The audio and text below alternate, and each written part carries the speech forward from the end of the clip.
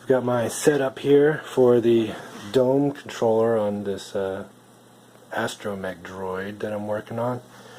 And inside the dome I've got a gear printed on the Lazy Susan bearing, and then this motor will be mounted on to connect to that gear on the bearing, and then it will control the rotation.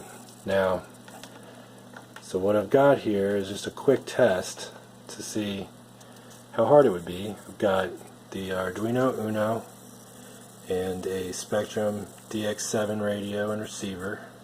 So I'm reading the values of the aileron control on this radio right now.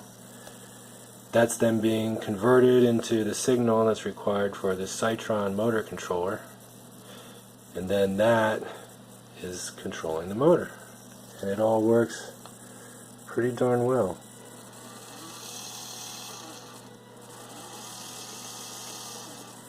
Didn't take too long to set all this at all.